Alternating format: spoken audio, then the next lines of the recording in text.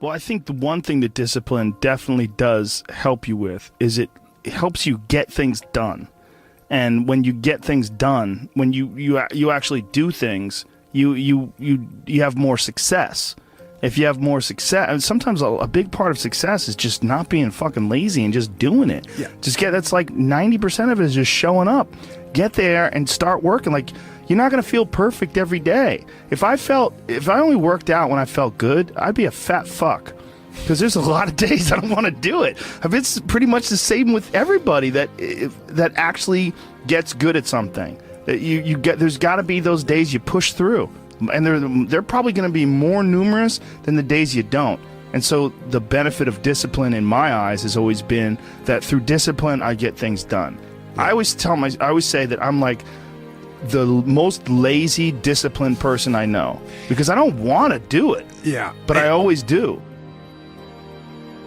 One of the big problems is sitting down and doing the work. Mm-hmm. And you got to, and Pressfield talks about that in the most concise and beautiful way. And he labels it like an enemy. He calls it resistance. Mm-hmm. And that you have to sit down, you have to overcome resistance, and that the pro goes to work. And it doesn't matter if you're sick, doesn't matter if you have kids, it doesn't matter what, you're a pro and you go to work. And that just, it puts it in your head that this is what I do. This is what, and you have pride in that. And then when you are in front of that keyboard and you look down the count, it says, I got 1,000 words today. I put 1,000 words in. You're doing the work. Yeah. And out of that work, gems blossom. Yep. Little things, but you might have a day where you just write nothing but dog shit. So what? Show up again tomorrow. And tomorrow out of that dog shit, a flower will emerge. You never know. And that's the only way to develop real, to really develop your potential 100% in anything,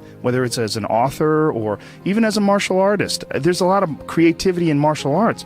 To be a great striker, you have to be creative, because you have to develop patterns or execute patterns that aren't going to be perceived. This idea that life is hard is something you're supposed to shield from them, it's so silly. And, I've had this conversation with my friends, because everybody that I know that's interesting had a fucked up life. But now we have kids, and the last thing we want is our kids to have a fucked up life. So we put our kids in these good schools, we live in these nice neighborhoods, everybody eats healthy, and there's no fucking domestic violence, and everybody seems, it's so different than all of our lives. And we were talking about it. Me and Brian Callen were actually talking about it. Look, we all had fucked up childhoods, and everybody we know had fucked up childhoods. And they're all interesting, but I don't want my kids to be boring, but I also want them to be safe. So it's like, how do you approach that? I mean, I think you get involved. This, what I've chosen to do is get my kids involved in martial arts and give them the opportunity to pursue difficult things, and understanding that through pursuing these difficult things, like in accomplishing stuff, like you learn something about yourself. You learn that you have this ability inside of you to overcome. Get obsessed with life improvement. Find things that you enjoy doing that are difficult. Do them and get better at them. It seems so simplistic. It seems like a ridiculous, idealistic point of view, but it's effective. Well, you need some amount of pride and some amount of ego to get good at things in the first place, because it's such a counterintuitive notion, because you have to have a belief in yourself. You have to be able, like when you start out at jiu-jitsu, you're a white belt. Like, I remember being a white belt and being like, oh my God, I am fucking never going to get good at this. I'm going to suck forever. But to look at people who are better than you and know they had to have sucked at one point in time. Okay, there's somewhere along the end of this tunnel, there's got to be a light. I just got to keep going. Yeah. And that takes ego, and right? Ego, yeah, I was going to say, I mean, ego drives you to be successful, me to be successful. Ego is what's driving you. The problem is when you let ego go too far. Yeah. And everything takes balance. I mean, there's a dichotomy in everything. Every part of you has a dichotomy. You can get so into the physical aspects of things that you end up like doing a bunch of steroids and going crazy and ruining your health. Right? Yeah. That's not good. Right. The other end of the spectrum, you can sit around and play video games and turn into a...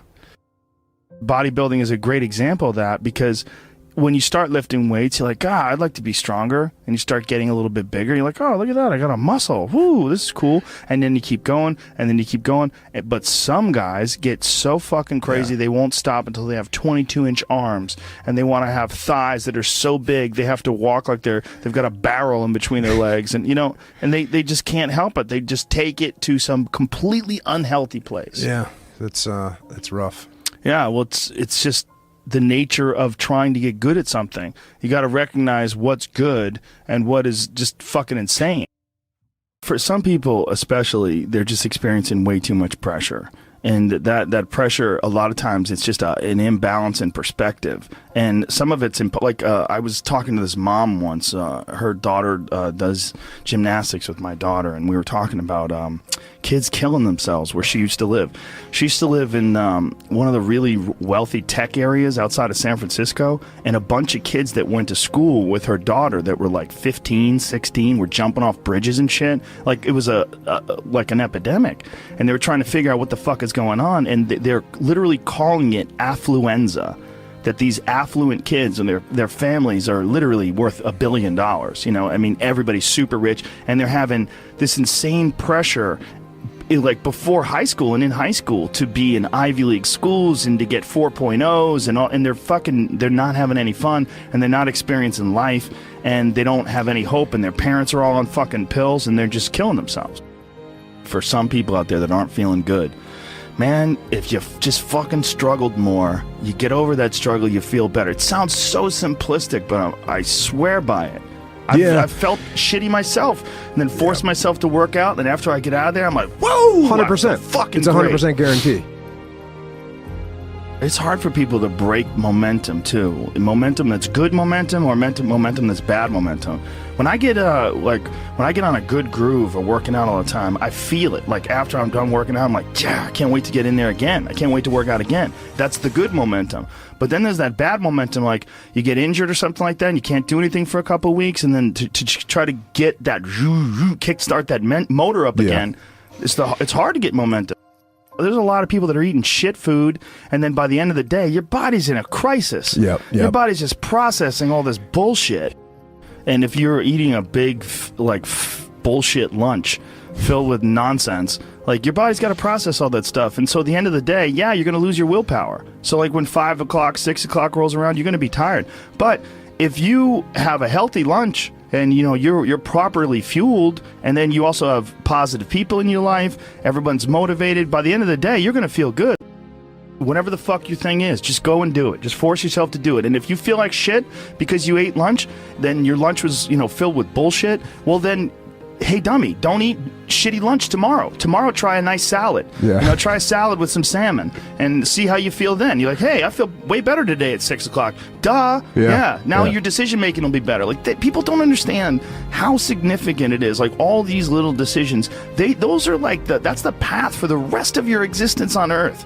And if you decide to go to fucking Cheetos chocolate chip cookie route, you're just making a shit path. You're carving your fucking path through broken rocks and glass, and it's not the way to go. You know what else doesn't exist in a day-to-day life? A place where it's okay to be a man. It's actually okay to be a man. It's okay to have man thoughts. Like, everybody is so toned down and neutered. It's like human resources and corporate life has watered down people's natural behavior to the point where people are just dying on the inside, sitting in these fucking cubicles, rotting, just freaking the fuck out, having all these thoughts they can't entertain, having to pretend to be someone they are not all day long, putting on this bullshit way of talking, this fake way of thinking. Everybody's got to subscribe to whatever fucking ridiculous policies their company wants to enforce. And you're just a robot, and you get out of there and you just want to scream. It's this fear of discomfort. People have this extreme feeling in their mind when it comes to their associations with exercise. They want to avoid discomfort. They feel like any type of exercise is just like something to be avoided. That's not for me. Fuck that. I don't want to sweat. I don't want to strain. And a lot of times, this association that they have is about the beginnings of getting in shape. It's not about once you're actually fit. Because once you're actually fit, exercise is something you look forward to. It's an alleviation of stress. it feels great. Like if I can't get a workout in, I look at my schedule. I go, oh shit, I don't have any time for a workout, which means I'm not going to get that good feeling. And so instead of looking at it like, oh, I've got to go grunt and sweat, I'm thinking I'm not going to feel good. I'm not going to feel relaxed. I'm not going to feel carefree. And I'm not going to feel even appreciative. Like my appreciation of things, and it gets enhanced greatly after exercise. I just feel better. I feel like I can take things in for what they are rather than, whatever sensory data that I'm getting from any event is just one more distraction that gets in my way. And that's a lot of times how I look at things if I'm overstressed or if I'm working too much. Like our bodies, for whatever reason, most people, their associations are to avoid anything that's uncomfortable. But it's so illogical, because when you look at comfort and you look at success and progress and the feelings of accomplishment and of getting past certain hurdles in terms of like how you feel about life, a lot of those are connected to discomfort. Like discomfort is your friend. It really is. Like discomfort and not being happy and content with certain situations in life or certain feelings in life, they're massive motivators, and they're amazing at facilitating change. And yet our instinct is to avoid those and just sit on the couch and watch some fucking reality show about dudes who make moonshine with our jaw open, like it's bizarre. And for me, at least, when I get like really disciplined and really I get really consistent with my workouts, one of the things that I almost feel momentum. I feel like there's like a push behind me, like, all right, like after I get out of the gym, I have a really good workout. I'm like, yeah, now I'm doing it. I'm doing it all the time now. And I'm looking forward to the next time. And it makes that resistance much weaker, and it makes my motivation and my discipline much stronger. I think a lot of it is based on just the consistency. It's one of the things that I talked about recently on the podcast. I said, like blowing something off, it's not just not good. Like blowing off an exercise that you planned is not just bad for you physically. It's also bad mentally, because then that option is now available. The option to fuck off is available. And you did it before, and you're probably going to do it again, and you'll get mediocre results, not just in that aspect of your life, but maybe in all aspects of your life. Because I think that option to fuck off, when you embrace it, that is a pathway that you might choose when it comes to dealing with conflict in your personal life, dealing with business decisions, dealing with career decisions, like an uncomfortable decision that you might be faced with, where maybe you need to make a change as far as like what your pathway is in life, but you don't do it, and instead you fuck off. And that the inclination to fuck off, I think, that gathers momentum as well. The inclination to be disciplined, that comes with momentum too. And I think both things, like you take a path, like the path of the healthy person or the path of the fuck off. Like this is not like your body is like a race car that you can juice up yourself. Like you can add the fat tires, you can add the improved suspension, you can beef up the horsepower in the engine. You could do all that yourself. Or you could just choose to have this shitty body that's always falling apart on you, because we're essentially ecosystems. And we're in charge. This weird consciousness that has all this resistance and has all this inclination towards comfort and fucking off and blowing things off is what is in charge of making all these things happen that keep this ecosystem healthy. It's almost like if Earth itself had like a shitty manager. If like there was a natural manager of Earth that was like, oh God, who cares if it rains? Oh God, I'm gonna stop growing things. I don't give a shit anymore. It's all stupid anyway. I mean, it's literally like the just blow it up. Yeah. Fuck it. Let's just kill all of life. It's all gonna die eventually. I mean, the sun only lasts 7 billion years. You see, that is the perspective a lot of people take with aging, where it's like, well, you're gonna die, you're gonna age, you can't stop aging, and it's like, yes, you're right, but that's not the point. The point is to age better. Like that's the point. The point is to increase your health span, and that is, we know is possible. Like that can, there's some of these like centenarians and super centenarians I've seen that are like over 100 years old, and they're like riding bikes and racing, and it's like, Yeah. they're old. They are very old. But they're experiencing a very good quality of life. Yeah. And they're experiencing a quality of life that these other people that don't exercise feel, they physically feel their own body diminishing, and they just feel it's inevitable. It is what it is. You're wasting your time. You're out there running around. But no, we're not, because this experience right now, it's not like, no one's under the illusion that you're going to live forever, but you are enhancing the experience that you're currently involved in right now. And you are alive. Right. You are alive. You do experience this life. But do you experience this life optimally? Is it as enjoyable as it can be? And we all know that there's a spectrum for that enjoyability. Like, we've all had times in our life where it's not been so great. And then times in our life where everything came together, like, what a fucking great day. Woo! Like, make more of those. Like, you can make more of those. And then the whole thing's better. And I think when that whole thing is better, it affects everybody you touch, everybody that's around you, everybody you come in contact with. And that in turn, I mean, it sounds so grandiose, but in turn can affect the entire race of human beings. I've always wondered if the depression that people see en masse today, there's so much depression that people, I mean, it's a common trait. Like, it's a common condition. Oh, he suffers from depression. Oh, she suffers from depression. Like, oh, he's got herpes, you know what I mean? It's like, it's a common thing. I've always wondered, or I've been wondering more and more recently.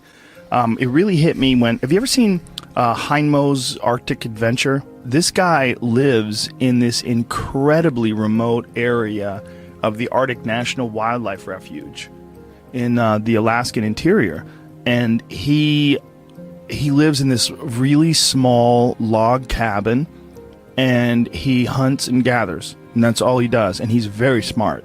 Like, he's not a dummy at all. And he's been up there. He lives with his wife, and he raised children up there, and it's really, really, there's some dark moments in there because they lived like this from the time, like, when they had children up there, and they lost their 2-year-old baby in a fucking canoe. Like, they tipped over in a canoe and lost their kid. And it's like, it's really intense when they revisit the site and leave flowers. And it was like 30 years ago, and they had several children since then, but this moment is still like this intense moment of loss for them when they lost their baby. But this fucking guy is very happy and very, very smart and very connected and very articulate.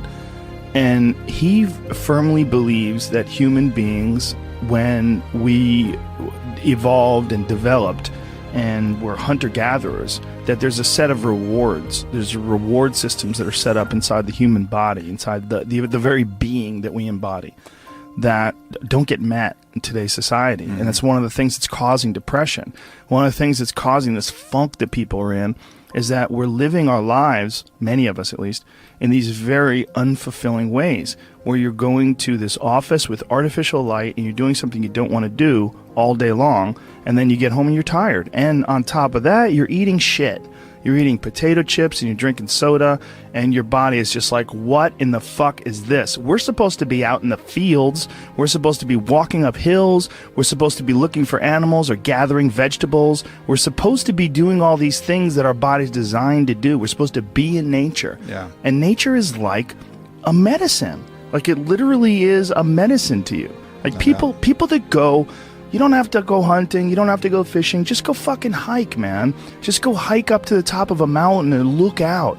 You know, there's a reward that you get from that is intensely, like, soul-filling. There's, like, something about, like, when I was in Colorado, and there was this this area of Boulder where you drive up one of these roads, and there was this area where you could park. And it was this incredible view, man. And these people just park and just go out there and just look. But you get there and you park and you go, fuck. Because you would see, you're literally seeing the Continental Divide. These snow-capped mountains in July. Yeah. In July, it's covered with snow. Because those mountains don't give a fuck. Perspective. Oh. You know, just this whole new perspective on it. And I think nature, the ease of suffering is always in presentness. You know, when you're in presentness, truly locked in presentness, there is no suffering. There can be pain, but no suffering. Suffering is something created by our own minds. And I think nature is one of the great ways to do this, because humans, we take cues from our environment. And nature, as I was saying earlier, is always in the present. You know, there's this natural presentness of all the animals, everything around you. Whereas if you get around a bunch of people watching housewives and stressed about this and popping pills, you're going to take on that energy too, and you're going to lose your presentness because of your surroundings. So it's like this ultimate regrounding tool where we get back to present moment again. Yeah. You know, and that's such a fucking key element to human happiness. And I think the other key element is having something we're fighting for, you know, having a mission. I think we're all forces, and that force needs to have an effect, needs to have a reason that it's moving in a certain direction. And I think with all of our needs and all of our needs met, you know, where we don't have to hunt for food, we don't have to acquire everything, everything's relatively easy, and it's all about advancement and all this, we've lost a lot of the basic mission, which was the mission to survive and procreate. You know, so, and we haven't replaced it with any other universal mission, which is, I think, one of the big allures of these things like wars and these things like creating an enemy. Well, at least then you have a mission. And when you have a mission, human beings are happy.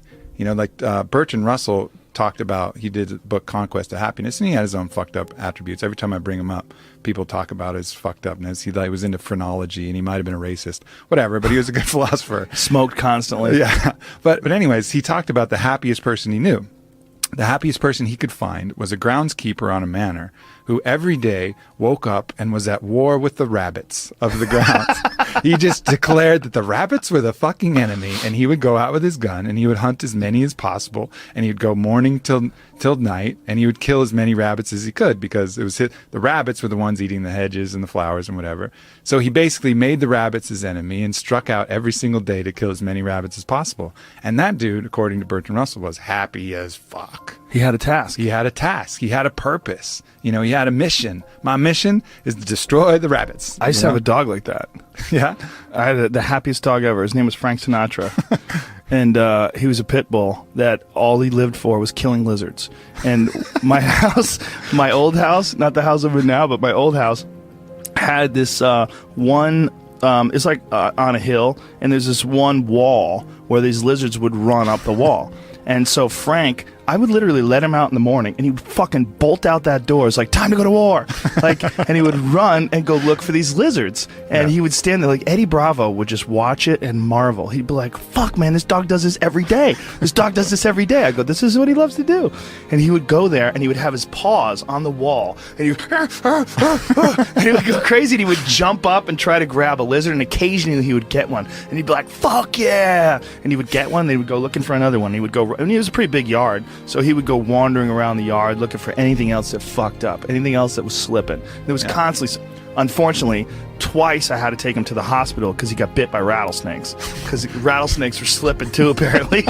He killed the rattlesnakes, but the rattlesnakes fucked him up. Yeah. He had like a water balloon growing out of the side of his head. Both of my dogs. By the way, that's a real problem if you don't have the money to pay for the serum. It's super expensive. It was several $1,000s to treat them for this rattlesnake venom, anti-venom shit. It's like, I was like, man, what if I was poor? What if... that's a whole fucked up system. Like, they inject horses with the venom, and then they like get the antibodies from the horses. It's like this archaic system. I think my friend Donald Schultz is working on, he's a big snake handler guy.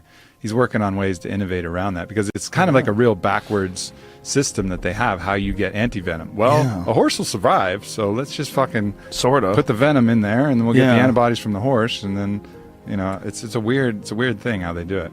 Yeah, well, that's a real problem with people that are vegans. If you're a vegan and you don't use any animal products and you get bit by a rattlesnake, you got two choices. Compromise your morals, or that's a wrap. Yeah. You know? But this dog was so goddamn happy. He had missions. Yeah. You know, he would go out of that yard and he wasn't bored. He was like, please take me for a walk. Come on, man. He was like, see ya, dude. I'd open that door. He was gone. He just had his little mission.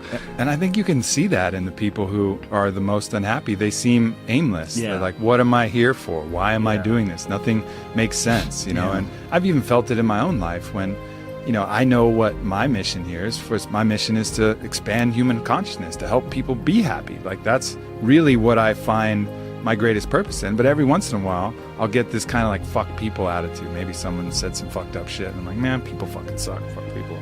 And then at that moment, that's when I'm actually depressed, you know, because I've lost my mission. Instead of having a mission like, yes, my mission is human consciousness, all of a sudden it's like, fuck people, fuck that mission. They'll figure it out. And then I'm depressed because I've lost my purpose. It's very hard to rise above, like literally, when something like that happens and realize like, oh, you're encountering one diseased individual. You got to look at the mass of humanity. Yeah.